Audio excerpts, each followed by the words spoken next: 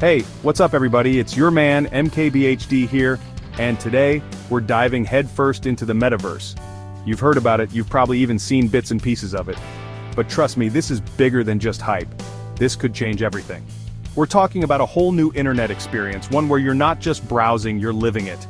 Imagine stepping into your computer screen and exploring a world as real as the one outside your window.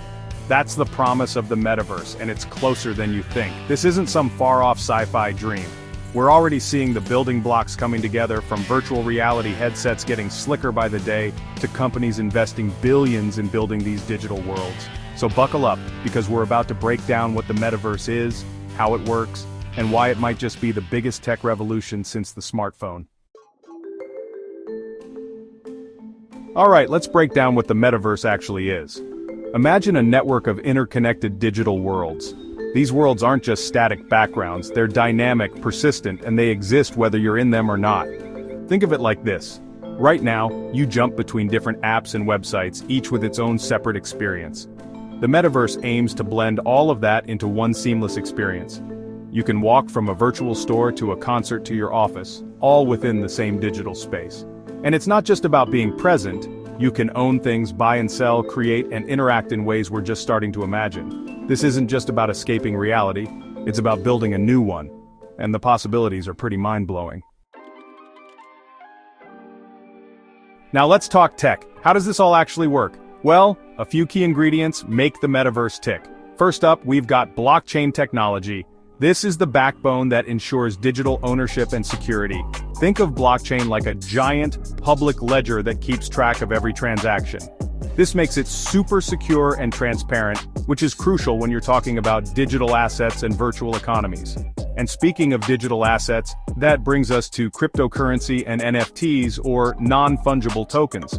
These are the building blocks of the Metaverse economy. Cryptocurrencies act like digital cash, allowing you to buy and sell goods and services within these virtual worlds. NFTs are like digital deeds of ownership for unique items like virtual real estate, art, or even in-game items. These technologies are still evolving, but they're laying the foundation for a whole new way of owning and experiencing value in the digital space. Section 4. Applications, work, learn, and play. Okay, so we've got the tech down, but what can you actually do in the Metaverse? Here's where things get really exciting. Remember those separate apps and websites I mentioned earlier? The Metaverse blends those experiences. Let's start with gaming. This is where a lot of the early Metaverse action is happening. Imagine immersive games where you're not just controlling a character, you are the character, interacting with friends and exploring vast, persistent worlds. But it goes way beyond gaming. Imagine attending a virtual conference where you can network with people from all over the world, all without leaving your home. Or how about students taking virtual field trips to ancient Rome or the Amazon rainforest, experiencing history and nature firsthand? And let's not forget about work. The Metaverse could revolutionize remote collaboration. Imagine attending meetings in virtual offices, brainstorming on interactive whiteboards, and collaborating on projects with colleagues who feel like they're right there in the room with you, even if they're on the other side of the world. Section 5. Challenges and concerns, growing pains of a new frontier. Now before we get too carried away with all the awesome possibilities, let's talk about the challenges. Building the Metaverse is a massive undertaking, and there are still some big hurdles to overcome. Security is a major concern. With digital ownership and virtual economies at play, keeping user data and assets safe is paramount. We need robust security measures to prevent fraud, hacking, and theft. Then there's the issue of regulation. The Metaverse is a whole new world, and we need clear guidelines and regulations to ensure it's a safe and fair space for everyone.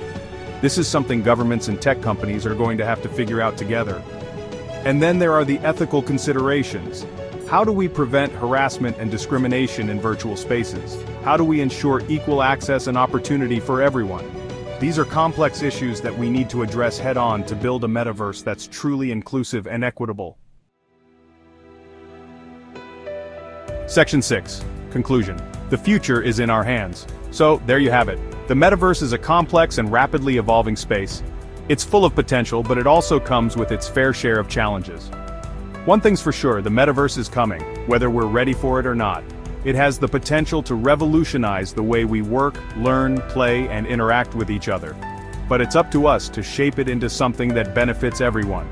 We need to have open and honest conversations about the challenges and work together to create a metaverse that's safe, equitable, and accessible to all. This is bigger than just tech. It's about building the future of the internet, and ultimately, it's about building the future we want to see, and that's something worth getting excited about.